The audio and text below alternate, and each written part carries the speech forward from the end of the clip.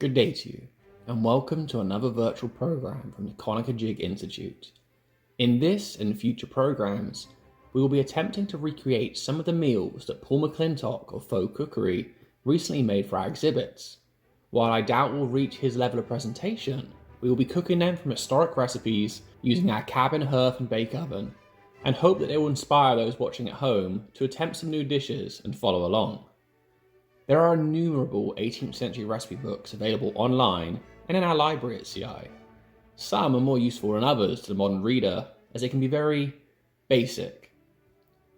For our first attempt, we'll be making one of my favourite dishes, meat pasties, and baking them. Pasties are essentially portable pies, and are still a major food source in Britain today. A fatty short crust pastry with different fillings, the Cornish is most famous, but they are a centuries-old dish. The earliest literary references to pasties is likely from Chaucer's Canterbury Tales.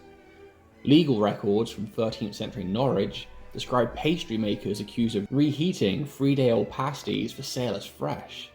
In London in 1350, regulation barred cooks on pain of imprisonment from charging more than a penny for putting a rabbit in a pasty.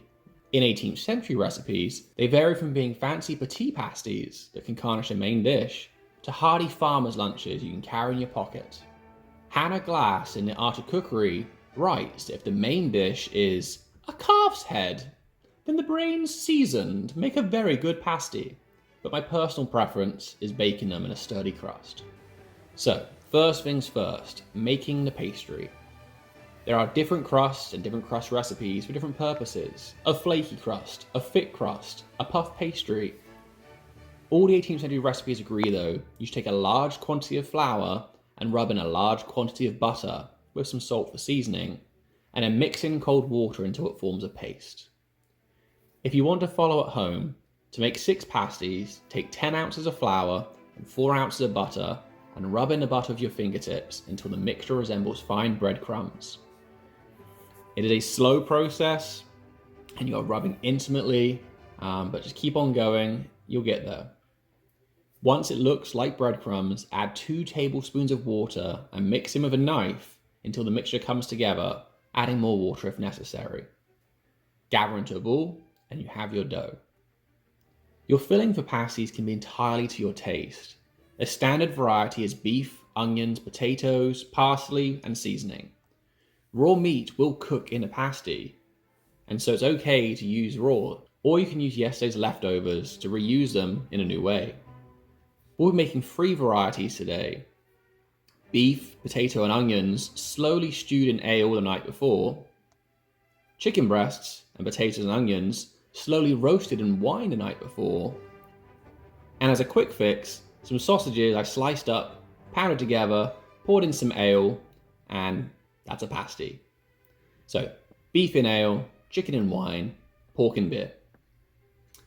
Be creative. Throw whatever you have in the house inside. It's your pasty. To quote another 18th century author, "You may make such a sort of such a dish at any time with what your house affords, such as the breast of a fowl or chicken, a slice or 2 of tongue, a partridge, woodcock, or the like." William Verrill, The Complete System of Cookery.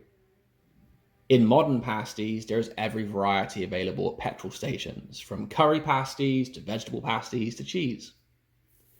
Okay, so your filling is ready and your pastry is ready to roll. Back to Hannah Glass.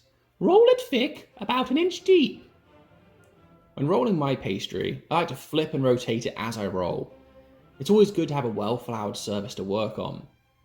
1 inch will make a thick pasty. Good for the pocket, but a little bit thick for the modern tongue, so feel free to go a little bit thinner. Too thin, however, and you'll burst your pasty. If making petit pasties, once rolled, cut them to the size of a bowl of a spoon. For a lunch-sized pasty, the size of a small plate. If you want a really big pasty, the sky is the limit. There's a lot of variety. Take an egg beaten and glaze the edges of the pastry. This will be your glue, and then you pinch the edges together to form the frill. Spoon the filling into the centers of the pastry, leaving spaces at the edges for sealing. Recreating Paul's pasty is the simplest method. Just have filling on one half and fold the other over. It works symmetrically. You can also place the filling in the center of the pastry and seal it at the top, gathering it round.